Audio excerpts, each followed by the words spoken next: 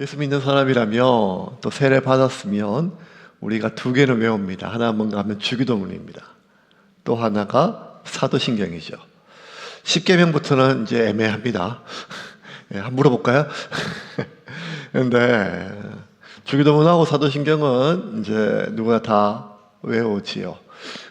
우리도 이제 일부 예배는 전통 예배 사도신경으로 시작을 합니다. 근데 이제 주기도문 사도신경 보면 사람의 이름이 안 나와요. 이제 보면 뭐 예수님, 사도신경에 보면 예수 그리스도를 믿사오며 예수님에 대한 이름이 하나 나오고 동정녀 마리아에게 나시사 동정녀 마리아에 대한 이름이 나와요. 그럼 뭐 예수님과 관련된 것이니까요. 근데 유일하게 지난 2000년 동안 우리 그리스도인들이 외워왔던 사도신경에 사람 이름이 하나 나와요. 누굴까요? 예, 일대 교황 베드로가 아닙니다. 오늘 이 복음서를 기록했던 사도 요한도 아닙니다. 예수님은 십자가로 마지막 창으로 찔렀던 롱구스도 아닙니다. 뭐 이렇게 여러 가지 어쨌든 예수님의 그 마지막 죽음, 그 모든 과정 속에서 유일하게 언급된 예수님의 전생의 가운데 유일하게 언급된 사람은 본디오 빌라도입니다. 로마식 발음은 폰티우스 필라토스입니다. 이 사람은 로마 제2대 황제 티베리우스 황제 때 로마의 이스라엘의 5번째 총독으로 파견된 행정관입니다. 왜? 도대체 이놈이 어떤 놈이길래 이렇게 2000년 동안 우리 그리스도인들은 이놈의 이름을 부르면서 우리의 원수는 빌라도야 라고 했을까요? 예수님을 얼마나 괴롭혔을까요? 예수님이 못 박히기도 하고 온 피부가 채찍질에 뜯겨나가기도 하고 가시 면류관도 쓰고 옷을 벗기고 희롱당하고 조롱당하고 뭐 이런 골고다의 언덕을 오르고 또 쓰러지고 많은 고난들이 있었잖아요. 근데 도대체 이 빌라도가 예수님을 어떤 전기 고문이나 약물 고문을 했길래 이 2000년 동안 우리 그리스도인들은 빌라도, 사탄도 아니고 루시퍼도 아니고 로마 군병도 아닙니다. 오직 본디오 빌라도에게 고난을 받으사. 오늘 본문에 이제 빌라도가 고난을 하는, 예수님께 고난을 주는 장면들이 나와요. 지난주까지 우리가 살펴본 것처럼 빌라도는 대제사장들, 그리고 제사장들과 대제사장들, 사두개파 사람들이 예수를 죽이기 위해서 새벽 대바람부터 끌고 왔을 때 빌라도는 일관된 태도를 보입니다. 그것은 무엇인가 하면 자기가 봤을 때 이 사람 죄가 없다는 거예요. 너희들이 죽이려고 하는 의도는 알겠는데 내가 이 사람을 죽일 수는 없다는 거예요. 왜냐하면 내가 봤을 때 이 사람 죄가 없으니까요. 마지막까지 계속해서 자신들의 어떤 이 로마를 통치하기 위해서 손잡았던 유일한 정치 세력이었던 이 사두개파 사람들과 척이 지면서까지 막았지만 이제 로마 그 유대인들의 군중들이 일어나서 이제는 폭동을 일으킬 것처럼 얘기합니다. 우리에게 너 저 예수를 십자가에 못 박아라. 그때 빌라도가 쓸 수 있는 마지막 방법은 무엇인가 하면 이 유대인들 명절이 되면 죄수 하나를 풀어주는 사면이 있습니다. 희한해요. 우리도 강복절 특사 있고 크리스마스 특사 있고 또 조금 있으면 부처님 오신 날 특사가 있잖아요. 뭐 이런 특사가 있는 것처럼 6월절 특사가 있어가지고 6월절 특사로 야, 안 그래도 너희들이 왕으로 얼마 전까지 호산나 다윗에 막 박수치고 했는데 내 이 사람 그래 내가 사면해 줄게. 그때 마지막 백성들의 목소리는 하나입니다. 바나바를 놓아주라는 거. 이제 어쩔 수가 없어요. 이제는 자기가 하는 수까지 다 했는데 그래서 빌라도는 예수님을 채찍질하려고 넘겨줍니다. 오늘 본문 1절입니다. 같이 읽겠습니다. 이에 빌라도가 예수를 데려다가 채찍질하더라. 저는 이제 이번에 일주일 동안 요한복음 19장을 작정하면서 묵상하면서 빌라도가 도대체 얼마나 나쁜 놈이길래 신학교 때 얼마나 나쁜 놈인지 잘 안 가르쳐 주더라고요. 신학대학 4년, 신학대학원 3년, 7년 동안 빌라도가 얼마나 나쁜 놈인지는 다 가르쳐줘요. 근데 이제 성경에 보니까 이번 주에 빌라도에게 고난을 받으사 이제 한번 파봐야겠다. 도대체 얼마나 예수님한테. 근데 놀라운 건 뭔가 하면 이 예수님을 괴롭혔던 많은 사람들이 있었습니다. 실제적으로 제일 많이 괴롭힌 것은 군인들이에요. 어쨌든 채찍질하고 피부를 다 벗겨내고 조롱합니다. 가시관을 씌우십니다. 옷을 벗깁니다. 골고다를 오르게 합니다. 못을 박습니다. 옆구리 창을 찌릅니다. 뭐 이런 모든 과정을 누가 했는가 하면 로마 군병이에요. 군인들이에요.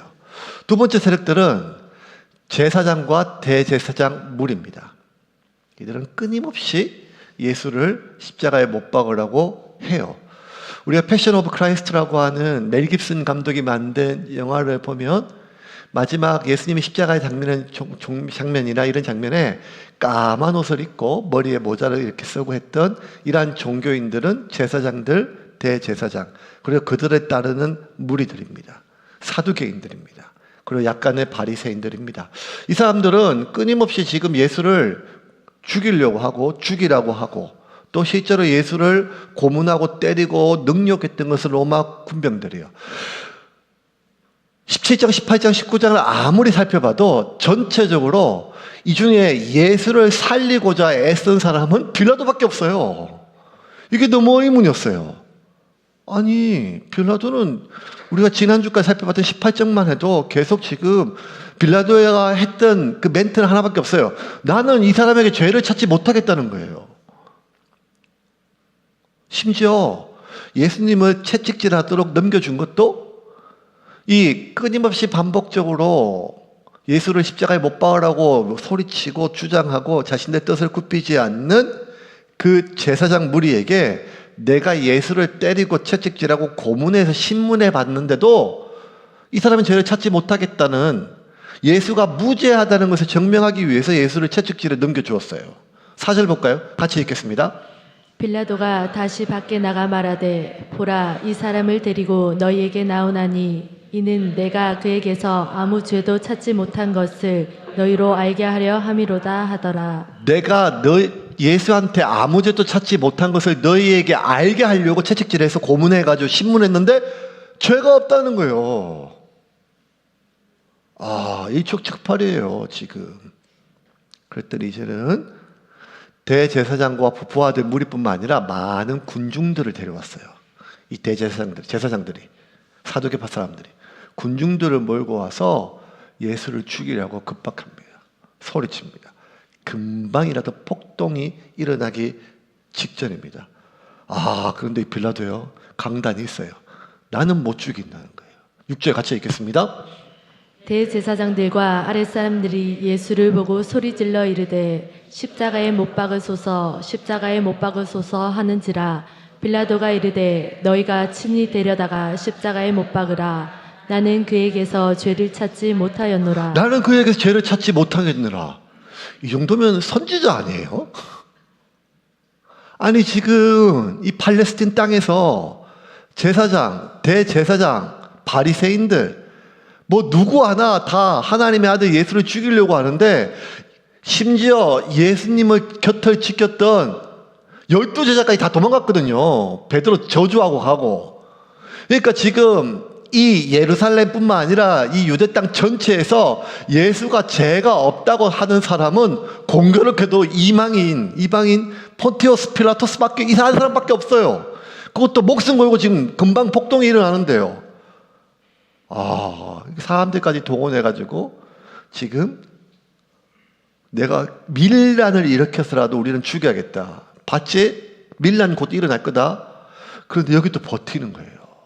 그러자 이 제사장 무리가, 지금 빌라도가 한결같이 얘기하는 이유는 지금 이 제사장들 무리의 의도를, 그들의 마음을 모르는 게 아니에요. 그들은 하나밖에 없어요. 죽이라는 거야. 제발 좀 죽이라. 아니 예수가 네 사촌이냐? 왜 안 죽이는데? 그거 안 죽이는 거예요. 빌라도가 안 죽이는 논리는 하나밖에 없어요. 아니 그냥 뭔 말인지 알겠는데 죄가 없는데, 내가 봤을 때 죄가 없는 사람을 어떻게 내가 죽일 수 있냐 이 말이에요. 그랬더니 이제 제사장들이 더 이상 이 사람을 급박지거나 사람을 통해 가지고 겁주는 건 안 되고 논리적으로 얘기해요. 잘 들어라.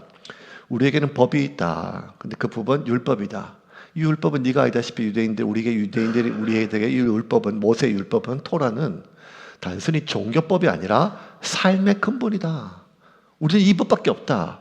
이 법에서 하나님이 모세를 통해서 우리에게 주신 법에 따르면 제일 큰 죄는 여호와의 이름을 망령되이 이끌는 거다.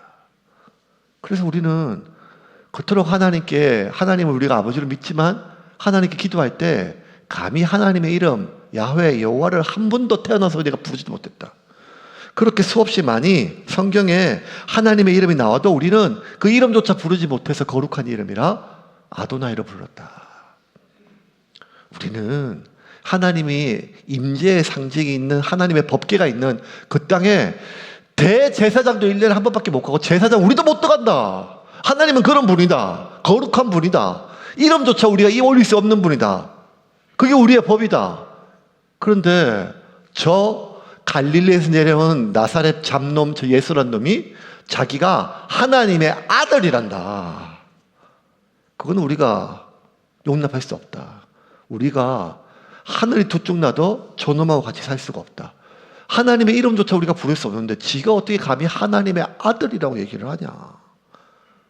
성전을 허물라고 그런다. 3일 만에 다시 짓겠다고. 이거는 도저히 우리가 용납할 수 없다는 거예요. 7절 말씀 같이 읽겠습니다. 유대인들이 대답하되 우리에게 법이 있으니 그 법대로 하면 그가 당연히 죽을 것은 그가 자기를 하나님의 아들이라 함이니이다. 이제 논리적으로 더 이상 물러설 수가 없어요. 왜냐하면 로마에서 파견된 이방인이지만 유대 땅에 파견된 행정관이기 때문에 유대인들의 문화와 정서를 모를 수가 없어요. 왜? 대제국 로마에서도 많은 식민지가 있었거든요. 그 중에서도 이 팔레스틴 지역, 유대 땅은 유명했어요. 뭘로 유명했는가 하면 맨날 밀란이 일어나요. 폰티우스 필라토스가 몇 번째라고요? 5번째예요, 지금 총독. 가기만 하면 밀란이 일어나가지고 다 잡아먹었어요, 지금 총독을. 그러니까 아주 로마 그 황제 입장에서 그들의 정치적 입장에서 봤을 때 아주 문제 지역이에요, 그들은. 오죽하면 예수님이 십자가에 달리고 나서 몇 년 뒤에 진짜 로마의 황제의 명령을 받고 티토하라고 하는 장군이요. 진짜 돌 위에 돌 하나 남지도 않도록 완전히 다 예루살렘을 다 쓸어버려요, 진짜. 지금 가자 지구를 완전히 이스라엘 사람들이 막 쓸어버리듯이 완전히 인종 청소를 해버려. 이것들을 안 살려두면 안 된다. 그 정도로 악에 바칠 정도로. 그러니까 당연히 이 폰티우스 필라토스가 이 팔레스틴 지역에 총독으로 올 때는 자신의 전임자들이 어떻게 됐는지 아니까 공부를 많이 했겠죠. 이들이 뭘 건드리면 폭파하는 줄 알아요. 그게 뭔가 하면 성전을 건드리면 안 돼요. 여호와 하나님을 야훼를 건드리면 안 돼요. 그런데 하나님의 아들이라 하니까 이거는 선을 넘는 거예요. 이제는 더 이상 자기가 죄가 없다 할 수가 없어요. 그런데 공교롭게도 제사장들과 대제사장들이 예수를 죽이려고 꺼냈던 이 마지막 카드, 그가 지를 하나님의 아들이라 한다. 저놈은 죽어야 된다. 라고 했던 이 카드가 공교롭게도 빌라도가 더더욱 예수를 죽일 수 없는 이유가 돼요. 왜요? 자기가 봤을 때 지금 이 사람들도 대제사장들, 바리새인들, 사두개파들 다 사람들의 의도가 알겠는데 지금 거짓말 안 하고 진실을 얘기하는 건 예수 하나밖에 없는 것 같아요. 자기가 봤을 때.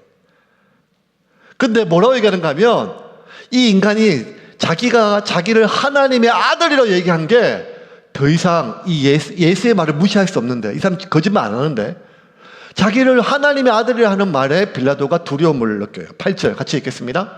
빌라도가 이 말을 듣고 더욱 두려워하여. 지금까지는 예수가 죄가 없기 때문에 내 양심 때문에 예수를 못 죽였어요. 그런데 이 예수가 자기가 하나님의 아들, 이 유대인들이 얘기했던 유대인들 그 신, 유일신, 그 신의 아들. 왜냐하면 로마인들은 다신교에 믿었기 때문에 그 신에 대한 어떤 존중이 있어요. 제가 수도권에서 목회하다가 이제 서울에 있다가 이제 부산 오니까 부산은 불신자들이 많잖아요. 불신자들이 많고 또 불자의 도시잖아요. 그러니까 이게 거의 선교지 마찬가지거든요. 그래서 저는 개척을 하고 목사를 하면 사람들이 저를 아주 하찮게 여길 줄 알았는데 오히려 서울보다 목사를 높여줘요. 탁구 칠 때도 막 그냥 져주고 해요. 왜요? 종교인에 대한 어떤 존중이 있더라고요. 이분들은 기독교도 안 믿고 목사도 안 믿지만 선임이나 무당이나 목사를 잘 안 건드리더라고요. 건드려서 좋을 게 없다. 뭐 이런 게 있으세요. 그러니까 2000년이 지난 지금 대한민국도 그러는데 로마 시대는 신들이 굉장히 많았거든요. 근데 유대인들이 말하는 그 신의 아들이라고 지금 앞에 있는 이 사람이 얘기를 하니까 뭔가 좀 두려워서 이제 양심이 아니라 두려운 거예요 지금. 진짜 이 사람이 어떤 이들이 얘기하는 신의 아들일지도 모른다. 그러니까 죽일 수가 없어요. 그래서 이제는 어쩔 수가 없어요. 내가 지금 금방이라도 밀란이 일어날 것 같은데 예수가 한 번 더 자기를 도와줘야 돼요. 자기는 어쨌든 예수를 살리고 싶어요. 안 죽이고 싶어요. 살려야 돼요. 그런데 그러려면 예수가 자기를 도와줘야 되거든요. 그래서 예수한테 막 물어봐요. 당신이 진짜 하나님의 아들입니까? 당신이 진짜 신의 아들입니까? 9절 의지 표준 세번역으로 같이 읽겠습니다. 다시 공간 안으로 들어가서 내가 어디서 왔느냐 하고 예수께 물었다. 예수께서는 그에게 아무 대답도 하지 않으셨다. 내가 어디서 왔느냐 하고 예수께 물었다. 네가 어디서 왔냐? 너는 하늘에서 왔냐? 진짜 하나님의 아들이냐? 예수님이 한마디만 하시면 돼요. 맞다. 네가 하는 말이 옳도다. 그런 말씀 잘 하시거든요, 예수님이. 예수님 아무 말씀도 안 하세요. 속 터져 미쳐요. 살려보려고 지금 자기 혼자 애쓰는데 아무도 자기 편을 안 들어주거든요. 근데 이 예수마저 자기를 안 도와주는 거예요. 그러니까 이 빌라도가 예수께 신문의 형식을 빌리지만 사정을 해요. 잘 들어라. 내가 황제다. 아니 내가 총독이다. 내가 너를 십자가에 못 박아 죽일 수도 있고 내가 너를 사면해줄 수도 있다. 내 이 손가락 하나가 너의 목숨을 좌우한다. 나한테 그런 한이 있어. 근데 지금 너 밖에서 사람들이 십자가에 못 박아라 십자가에 못 박아라 저 성난 군중들과 제사장들과 저 서기관들의 목소리 안 들리냐? 아침 대바람부터 너를 잡아와가지고 사람들이 나를 죽이려고 한다. 너를 죽이려고. 그러니 나는 너한테 아무런 죄를 못 찾겠다. 그러니 내가 너를 안 죽일 수 있도록 도와주라. 내가 너를 살릴 수 있도록 나를 도와주라. 나한테는 너에게 살릴 수도 있고 죽일 수도 있는 고난이 내게 있으니 나를 도우라는 거예요. 이거는요 빌라도가 정말 간절하게 예수님께 부탁하는 거예요. 10절 말씀 같이 읽겠습니다. 그래서 빌라도가 말하였다. 내게 말을 하지 않을 작정이냐? 내게는 너를 도와줄 권한도 있고 십자가형에 처할 권한도 있다는 것을 모르느냐? 여러분 빌라도의 진심이 느껴지죠? 아니 저는 이런 정치인을 요새 못 봤어요. 맨날 말만 열만 국민을 위한데 백성을 원한다 하지만요. 대부분 정치인들은 자기를 위하잖아요. 자신의 정권을, 자신의 정당을요.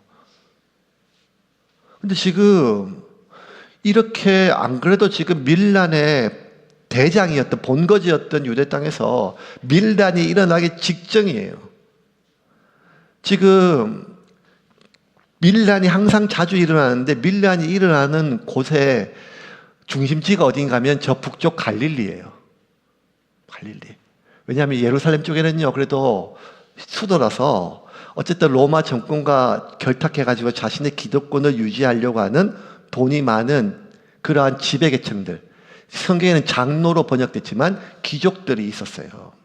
그 귀족들이 주로 사도계파였고 또 성전을 독점해서 성전은 많은 이권이 있었거든요. 돈도 환전하고 재물도 파고 있었는 성전에서 모든 사람들이 성전을 와야 되니까. 그래서 성전에 있는 모든 권한을 독점하고 있는 제사장들, 대제사장, 그리고 또 돈이 많았던 그러한 그 지배계층들, 귀족들, 이 사람들이 대부분 어떤 정당에 있는가 하면 뭐 미국 보면 뭐 민주당, 공화당처럼 사두개파라고 하는 정당이에요. 사내들은 공의회. 그러니까 사두개파는 사두개라는 사람이 따로 있는 게 아니라 이렇게 굉장히 부유하고 권력을 많이 가져서 어렸을 때부터 로마나 주변 그리스에 유학 보내가지고 공부를 많이 한 지배계층이에요. 엘리트들이에요. 그래서 이들은요, 부활 같은 미신적인 건 잘 안 믿었어요. 그런데 백성들은 이 사두개파 사람들, 제사장들, 장로들, 귀족들을 일제 빌붙어서 친일파처럼 민족의 피를 빨아먹는다고 친일파라고 아주 친로마파라고 싫어했었어요. 그럼에도 불구하고 이 사두개파나 제사장들이 계속 자신들의 기득권을 유지했던 것은 성년이라고 하는 독점적인 것을 자기가 붙잡았기 때문이에요. 이와 반대로 백성들은 반로마적이었는데 백성들의 편에 서서 로마와 대립각을 세웠던 사람들이 바리새파 사람들이에요. 바리새파 사람들은 주로 율법을 기록했던 서기관들이 많아요. 서기관들. 그러니까 오늘날 신학대학교 교수들이나 목사들이라고 생각하면 돼요. 이 바리새파 사람들은 이 로마 정부와 각을 세웠고 이 민중들의 편에 서서 어떻게 하면 하나님을 말씀대로 이 사람들이 잘 가르칠까, 그리고 어떻게 하면 저 로마 정권을 쫓아내고 이 이스라엘을 하나님의 왕국으로, 다윗의 왕국으로 세울까, 이렇게 했었어요. 근데 이 중에서는요, 바리새파도 싫고 저 사두개파 저 앞잡이 저것도 싫고 우리 힘으로 로마 정권을 몰아내자, 봉기하자, 우리가 동학농민처럼 이렇게 했던 사람들이 열심당원이에요. 그리고 열심당원들이 주로 어디서 많이 있었는가 하면 남쪽의 예루살렘이 아니라 저 북쪽의 갈릴리 지역에 많았어요. 공교롭게도 예수 제자들이 거의 대부분 갈릴리 출신들이에요.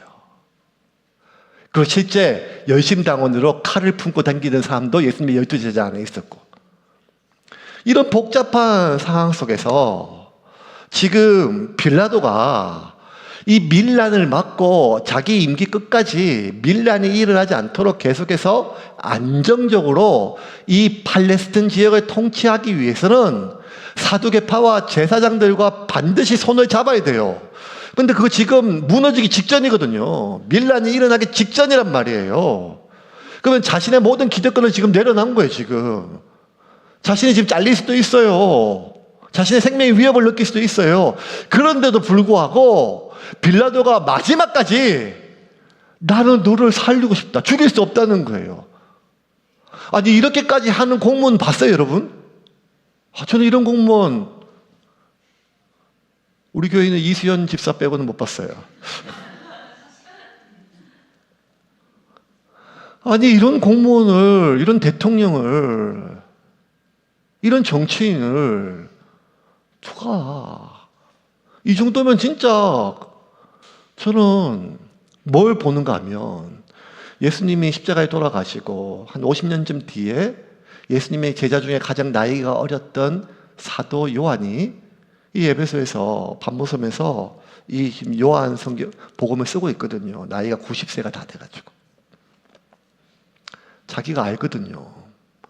예수님이 십자가에 달리기 전에 겟세마네 동산에서 우리에게 어떻게 얘기했고, 그날 밤에 자기들이 예수를 버리고 어떻게 다 도망갔는지 다 알아요. 그 뒤에 예수님이 얼마나 고초당했는지 자기 기록하고 있잖아요.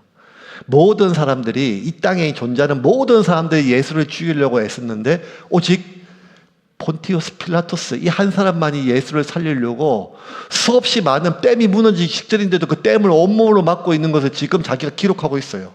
빌라도 말고는 아무도 예수를 살리려고 하는 인간들이 없어요. 제자들도 그렇고 70문도도 그렇고 124도도 그렇고 호산나 다윗의 자손이 했던 누구도, 예수의 형제도.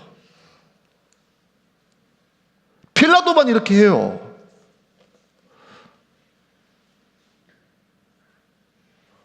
그런데 빌라도가 아무도 자기를 안 도와주는데 예수님도 나를 안 도와줘요. 그래서 빌라도가 정말 자기 속에 있는 말을 하잖아요.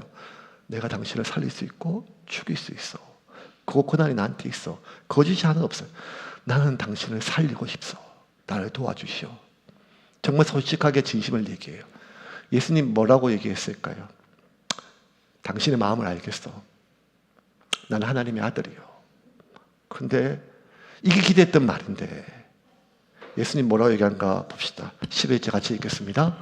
예수께서 대답하셨다. 위에서 주지 아니하셨더라면 나를 해할 아무런 권한도 내게 없었을 것이다. 그러므로 나를 내게 넘겨준 사람의 죄는 더 크다. 예수님 진짜 한 번씩 이렇게 속 뒤집어지는 대답할 때마다 속이 뒤집어져요. 뒤집어져요. 막 억울한 일을 당해가지고 막 내가 진짜 모욕을 당하고 살다가 이런 꼴을 처음 당해가지고 억울해서 예수님께 막 예수님 내가 너무 억울해 죽겠어요. 그러면 생전 말없다가 이럴 때 한 번씩 얘기하세요. 이런 번씩 용서하라. 빌라도가 얼마나 서운했을까요? 네가 나를 죽일 수 없고 살릴 수 없다. 내 아버지 하늘에서 준 권세가 아니면 나를 살릴 수도 없고 죽일 수도 없다는 거예요. 나 하나 살려보려고 저렇게 애쓰고 마지막까지 자기의 전부를 던진 빌라도에게 이게 할 말이에요. 빌라도는 최선을 다하고 있어요. 그리고 그것은 2000년 뒤에 우리가 이 본문을 읽은 우리의 의견이 아니라 이 기록을 다시 기록하고 있는 사도 요한의, 그리고 사도 요한을 통해서 이 성경책을 쓰시는 성령님의 의견이에요. 그건 뭔가 하면 딴 건 다 모르겠지만 빌라도 한 사람만은, 이 폰티우스 빌라도 한 사람만은 예수를 살리기 위해서 최선을 다했다는 거예요. 우리 12절 말씀 메시지 버전 한번 읽겠습니다. 같이 읽겠습니다. 빌라도는 이 말을 듣고서 예수를 사면하려고 최선을 다했다. 원래 문맥은 이래요. 빌라도는 이 말을 듣고서 서운해서 예수를 죽였다. 빌라도는 이 말을 듣고서 예수를 내어 주었다. 그게 아니고요. 빌라도는 이 말을 듣고서도 예수를 사면하려고 최선을 다했어요. 메시지 성경은 최선이라 번역되어 있고, 표준 세번역이나 개역 개정판이나 또 개정판이나 보면 어떤 거는 애썼다, 어떤 거는 힘썼다, 최선을 다했다. 다 똑같은 말이잖아요. 그러니까 애를 쓰고 힘을 쓰고 최선을 다해요. 왜요? 예수를 살려보려고. 근데 예수 본인마저 도와주지를 않아요. 그럼에도 불구하고 빌라도는 목숨을 걸고 예수를 지켜요. 그런데 그 마지막 어떻게 했을까요? 결국 빌라도는 예수를 넘겨줘요. 왜요? 그 이유에 대해서 12절 다시 한번 전체를 다 읽겠습니다. 같이 읽겠습니다. 빌라도는 이 말을 듣고서 예수를 사면하려고 최선을 다했다. 그러나 유대인들이 외치는 소리에 그의 말은 묻혀버리고 말았다. 이 사람을 놓아주려면 총독님은 황제의 친구가 아닙니다. 누구든지 자기가 왕이라고 주장하는 사람은 황제에게 대항하는 것이나 마찬가지입니다. 이 한마디에 빌라도가 무너져요. 어떤 말? 밀란이 일어날 것입니다. 당신과의 모든 정치적 결단을 끊겠습니다. 당신에 대한 모든 정치적 지지를 끊겠습니다. 이 말이 아니라 이 예수는 지가 왕이라고 하는데 이 지가 왕이라고 하는 이 예수를 풀어주면 당신은 당신의 황제 티베리우스 황제와 적이 되는 것입니다. 역적을 놓아주는 것입니다. 이 예수는 지금 황제에게 대항하는 것인데 이 제사장들이 얼마나 머리가 좋고 교활한가 하면 이제 하나님을 하나도 끌어들이지 않고 당신은 황제를 지금 반역한다는 거예요. 이 말을 듣자 빌라투스는 무너져요. 그리고 예수를 결국 십자가에 못 박도록 내어줘요. 그럼에도 불구하고 저는 이 성경을 계속 이번 주에 묵상하면서도 이게 이해가 안 됐어요.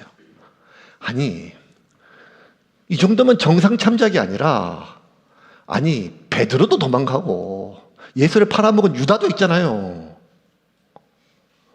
유일하게 예수를 살려보려고 애썼는데 왜 2000년 동안 하나님은 사도신경에 빌라도의 이름을 박아 넣어가지고 본디오 빌라에게 고난을 받아서 내막도 모르는, 요한복음 19장도 잘 모르는 대다수의 사람들에게 빌라도를 철천지 원수로 하셨을까? 19장 이번 주 설교 준비하면서 저는 사도신경을 이제 이렇게 못 외우겠어요. 지금까지 한 것처럼. 본디오 빌라도에게 보호를 받으사 이렇게 외워야 돼요. 이게 맞지 않아요. 지금 본디오 빌라도에게 빌라도 말고 누가 예수를 보호했어요? 근데 왜 자꾸 그랬을까?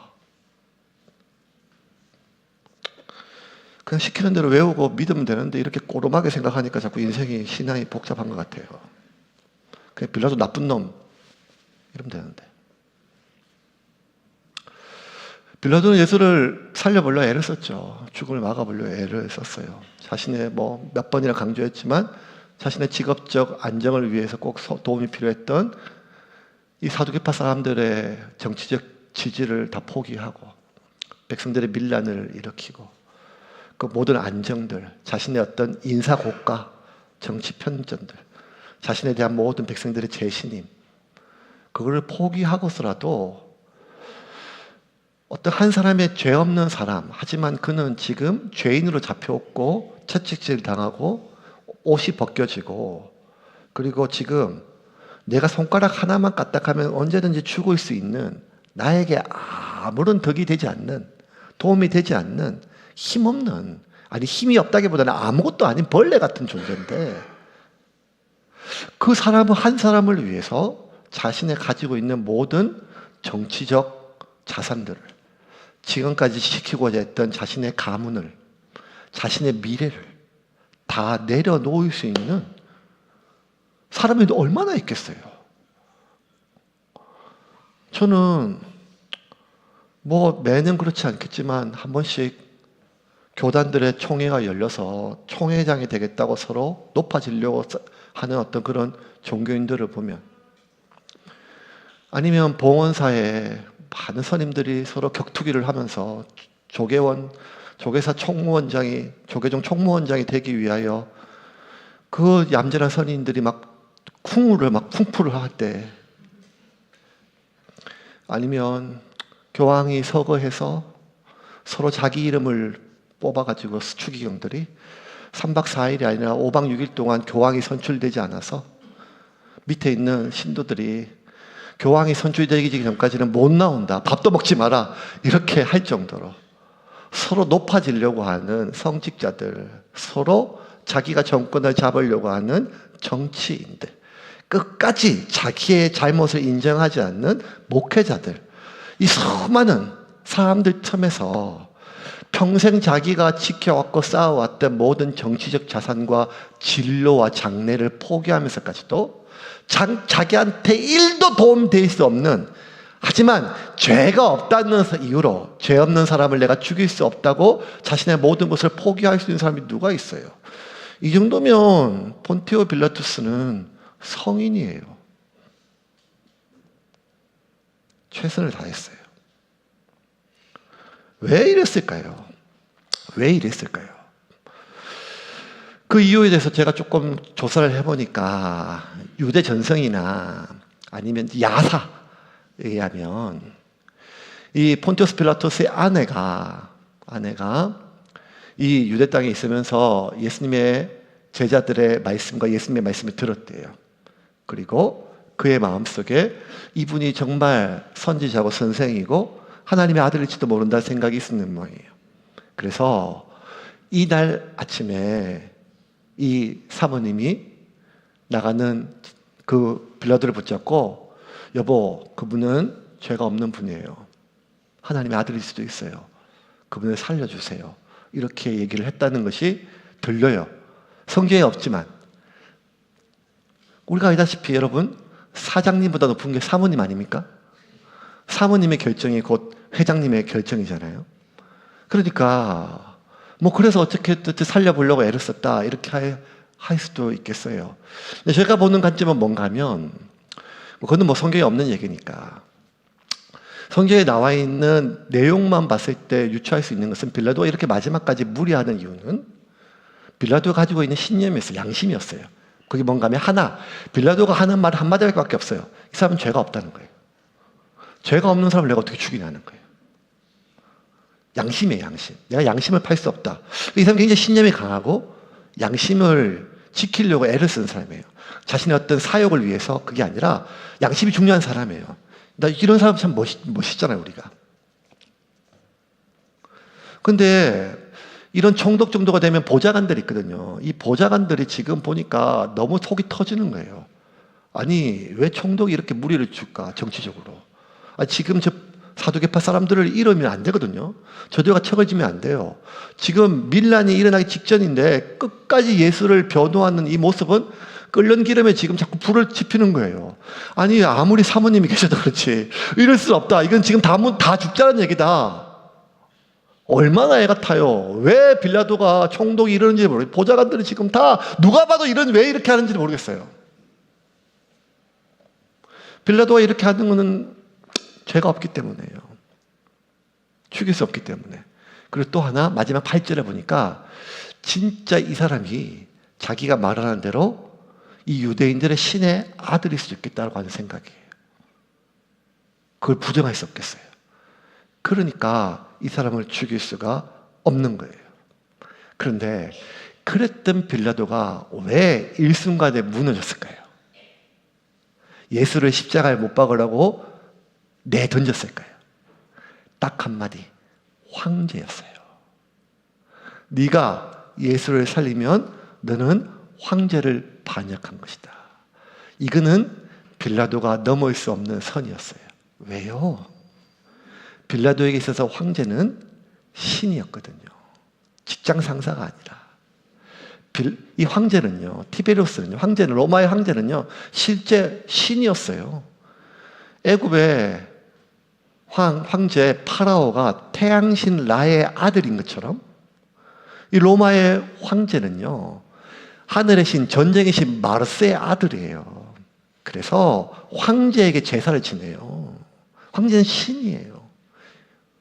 이 땅에 있는 로마의 공화정이나 이런 걸 통해 가지고 이 땅에 민주주의의 초석을 마련해 놓던 그런 초본으로 보이지만 아니요. 그렇게 볼 수도 있지만 로마는 신이 다스리는 신정체제예요.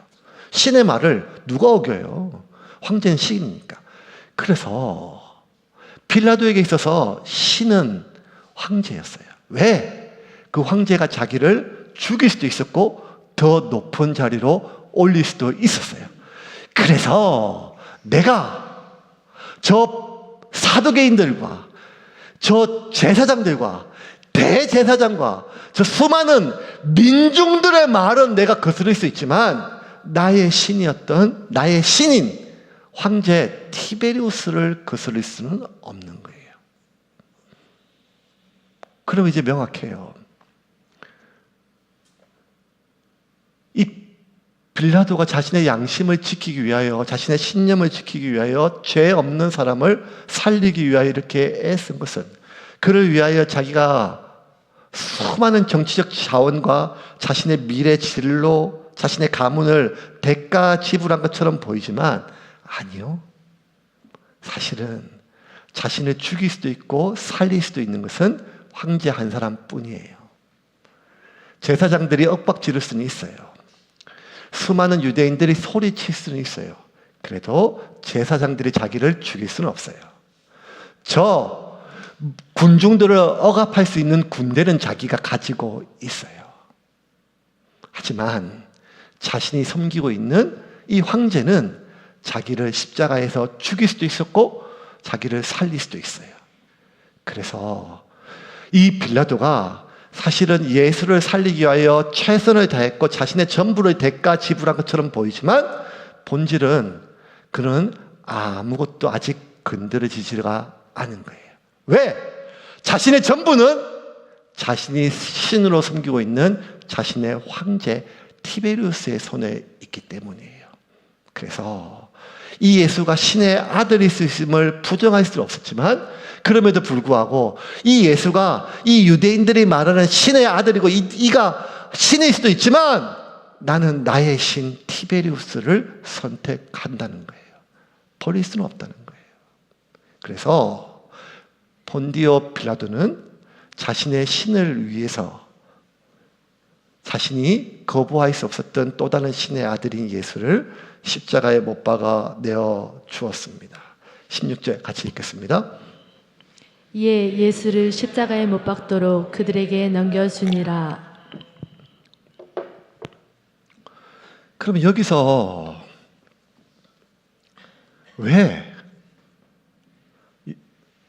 왜 초대교회는, 아니 지난 2000년 동안 교회는, 그리고 교회를 통해서 하나님은, 예수님은 빌라도에게 고난을 받은 것으로 우리에게 하시는가? 빌라도는 우리를 상징해요, 여러분. 2000년 전 폰티오 필라토스라고 하는 정치인, 티베리우스 황제에 의해서 5번째 황제로 부름받은 그 한 사람이 아니라 오늘날 예수를 붙잡고 믿고 신뢰하지만 결국 우리가 우리의 마지막 밥줄, 내가 예수님 때문에 주일은, 일요일은 내가 희생할 수 있어. 내가 예수님 때문에 술 먹고 담배 피는 것까지는 괜찮아. 내가 예수님 때문에 이거는, 하지만 어느 순간 나의 마지막 무언가 건드릴 수 없는 무언가가 건드려지면 우리는 그게 하나님 뜻이 아닌 것을 알매도 불구하고, 우리는 그것이 나의 양심에 어긋나는 것을 알매도 불구하고, 우리는 그것이 나의 신념에 어긋난 것을 알매도 불구하고 내 양심을 저버리고 내 신념을 꺾고 하나님의 뜻을 꺾어요. 그러면서 우리는 또 자책해요. 내가 먹고 살기 위해서 양심을 팔았다. 내가 어쩔 수 없이 내가 내 신념을 꺾었다. 나는 비겁하다. 나는 비굴하다. 세상 살면서 자기가 하고 싶은 말 다 하면서 어떻게 삽니까? 자기가 신념 다 어떻게 지킵니까? 왜 그렇게 전점에 꼭대기로 올라가려고 해요? 회사에 들어가면 왜 그렇게 위로 올라가려고 해요? 왜냐하면 제일 위로 올라가는 한 사람만이 자기 신념대로 말할 수 있고, 자기 생각대로 할 수 있고, 자기 뜻대로 할 수 있고, 나머지는 다 그 한 사람의, 그게 사장이든 부모든 담임 목사든 대통령이든 고용주든 누구든지 간에 그 사람의 말을 우리가 옳지 않음에도 불구하고 따라야 현재의 내 삶이 보장되고 앞으로의 내 삶이 되기 때문이 아닙니까? 그래서 우리는 양심을 팔아요. 우리의 가치관을 접어요. 저거 한다니까요. 그런데 성경은 오늘 이렇게 얘기하는 거예요. 너는 그거 양심 판 거 아니다. 너 그거 너의 신념을 팔아먹은 거 아니다. 너는 과거는 그랬을지 모르지만 네가 이제 예수를 영접하고 나서는 너는 양심을 판 게 아니라, 내 신념을 판 게 아니라 너는 예수를 팔아먹은 놈이다. 너는 빌라도처럼 예수가 죄가 없음을 알고도 이것이 옳지 않음을 알매도 불구하고 네가 섬기는 너의 황제, 너의 신의 뜻을 거스를 수 없어서 예수를 내어준 놈이다. 그런데 여러분, 그럼 우리는 이 세상을 어떻게 살까요? 저는 저희가 사역을 하면서 제일 비겁했던 한순간을 저는 절대 잊지 않아요. 그건 뭔가 하면, 담임 목사님이 어떤 명령이 떨어졌는데, 부교육 20년 하면서 어떤 그 명령이 옳지 않은 거예요. 제가 봤을 때 힘이 없는 한 사람을 그냥 고통 주는 거예요. 그거 맞지 않았어요. 옳지 않아요. 하나님 뜻이 아니에요. 그런데 제가 그 일을 실행했어요. 마치 하나님의 뜻인 것처럼, 마치 교회를 위함인 것처럼, 마치 그 당사자가 문제가 있는 것처럼 교묘하게 잘 처리를 했어요. 저는 이것이 제 평생의 상처가 아니라 죄책감입니다. 그래서 이 이후로 절대로 비겁한 사람이 되면 안 되겠다. 비겁한 목사는 안 돼야겠다. 이것이 제 목회의 철학이에요. 왜 그랬을까요? 자꾸 살다 보니까요, 제게 하나님보다 높은 분이 늘어나요. 그 담임 목사님일 수 있고, 사장님일 수 있고, 사모님일 수 있고, 가족일 수 있고, 이룰 수 없는 관계일 수 있으며, 나의 미래가 될 수 있고, 현재 나의 평판을 좌우하는 어떤 사람들의 의견일 수도 있어요. 아니, 그냥 예수님 믿고 그냥 이런 거 좋은 거 재밌는 거 안 하고 살기도 어렵고 누구 욕하고 미워하지 않기도 어려운데 이렇게 하려고 사는 것도 힘겹고 죽겠는데 결국 이 끝은 어쩔 수 없이 또 예수 팔아먹은 놈으로 그 무거운 죄책감을 지고 살아가는 우리를 어떻게 합니까? 그런데 오늘 사도 요한이 읽는 이 요한복음의 목적은 너희들 다 본디오 빌라도처럼 예수 팔아먹은 놈이야. 너는 지금 하나님이 아니라 너희들의 황제는 따로 있지.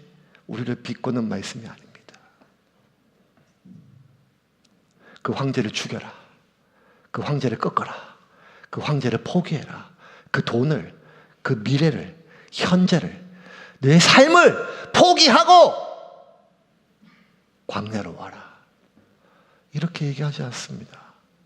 너희는 다 예수 팔아먹은 놈이라 하지 않습니다. 성경이 우리에게 주는 메시지는 하나예요. 수고하고 무거운 짐진 자들아 다 내게로 오라. 살다 보면 자꾸 우리에게 황제가 자꾸 늘어나거든요. 황제가 늘어난다는 것은 내가 지켜야 될 것들이 늘어난다는 거예요. 어쩌면 나보다 소중한 것들, 나의 인생을 가라앉는 것들. 근데 소중한 것들을 내가 지켜야 될 것들이 늘어나면서부터 내 삶에 신들이 늘어나고 그 신은 내가 만든 신일 수 있고 세상이 나에게 지어준 짐일 수가 있어요. 그럴 때 주님께서 이런 세상에 어떻게 살아갔는가? 오늘 본문 속에 다 고뇌하고 있어요. 바리새인도 고뇌하고 제사장도 고뇌하고 서기관들도 고뇌하고 사두개인들도 고뇌하고 왜 총독이 이렇게 말을 안 듣까? 제일 고뇌하는 것은 지금 빌라도고 아니 빌라도의 보좌관들도 고뇌하고 그리고 지금 멀찍이 서서 이 장면을 지켜보고 있는 베드로도 지금 고뇌하고 있어요. 유일하게 이 장면에서 고뇌하지 않는 한 사람은 예수님이에요. 자기를 죽이라고 사람들이 얘기하고 방금 전에 채찍당하고 자기가 어떤 험악한 일을 당할지 다 아는데도 고뇌하지 않고 단호하고 평안한 분은 예수님이에요. 왜? 이 한마디 때문이에요. 이 한 줄. 11절 말씀 읽고 말씀 정리하겠습니다. 같이 읽겠습니다. 예수께서 대답하시되 위에서 주지 아니하셨더라면 나를 해할 권한이 없었으니 그러므로 나를 내게 넘겨준 자의 죄는 더 크다 하시니라. 예수님이 이 고통스러운 상황 속에서도 평온할 수 있는 이유는 이 복잡한 수많은 경우의 수에서도 단순하게 자신의 평안을 지킬 수 있는 이유는 뭔가 하면 나한테 하나님은 한 분뿐이기 때문이에요. 예수님이 우리에게 하는 말씀은 너희가 만든 그 수많은 가짜 신들을 만몬의 신, 돈, 지위, 안락함 다 부러뜨리다가 아니라 하나예요. 하나님의 하나님 되심을 회복하라는 거예요. 다이아몬드 감정사가 되면 잘 모르지만 얼마나 공부할 게 많아요. 가짜 다이아몬드가 많으니까. 뭐가 큐빅이고 뭐가 공업용 다이어고 뭐가 유리인지 그 가짜들을 속성을 그 색깔을 수십 년간 연구하는 게 아니라 하나만 하면 되죠. 진짜 다이아몬드만 계속 보면 가짜가 드러나죠. 혀 하나로 먹고 사는 와인 감별사 소믈리에가 뭐가 싸구려고 뭐가 물탄 포도주고 뭐가 나쁜 것인지 전 세계에 있는 수많은 포도주를 다 먹어보는 게 아니라 진짜 좋은 포도주를 맛보면 계속 끝만 맛보면 가짜는 물탄 거는 나쁜 거는 향이 역하고 입에서 혀에서 역하기 때문에 성경에서 돈도 막이고 쾌락도 막이고 비겁도 막이고 이걸 얘기하는 게 아닙니다. 또 우리에게 내가 예수를 팔아먹었구나 나 양심을 팔아먹었구나 무거운 죄책감을 주기 위함이 아닙니다. 예수님은 단 한 번도 지금 도망간 제자들을 비난하지 않았습니다. 예수님을 3번씩이나 부인했던 베드로에게 차지 찾아가고도 너 왜 나를 팔아먹었냐 이 배신자 비난하지 않았습니다. 예수님은 한 번도 그러지 않았습니다. 예수님은 늘 동일합니다. 수고하고 무거운 짐진 자들아 내게로 오라. 왜 그렇게 무거운 짐을 지고 가느냐? 하나님의 하나님 되심을 회복하라. 하나님만이 유일하게 내 삶을 좌우할 수 있음을 경험하라. 그게 진리다. 그 진리를 알면 자유하다. 수많은 경우의 수에서도 뭐가 나를 지킬 수 있는지 계산하지 않아도 되고 수많은 위협 속에서도 흔들리지 않는, 비굴해지지 않고 비급해지지 않을 수 있는 자유함이 있다. 그게 무엇인가 하면 하나님만이 참 신이고 그 하나님만이 내 삶을 살릴 수도 죽일 수도 있음을 내가 경험하게 될 때, 하나님의 하나님 되심이 되어질 때, 그 진리가 이 더러운 세상에서 내가 더럽혀지는 것을, 이 비급한 세상에서 내가 비굴해지는 것을, 이 악한 세상에서 내가 점점 짐승이 되어가는 것을 막아줄 수 있느니라. 그 진리가 너희를 자유케 하리라. 사랑하는 여러분, 오늘도 이 말씀을 듣고 나는 예수를 팔아먹었다고 자책하지 마시고, 그게 주님의 뜻이 아닙니다. 주님은 이렇게 얘기합니다. 수고하고 무거운 짐진 자들아 다 내게로 오라. 그 진리 되시는 주님과 하나님을 통하여 여러분 삶 가운데 자유함이 있기를 주님의 이름으로 축원합니다.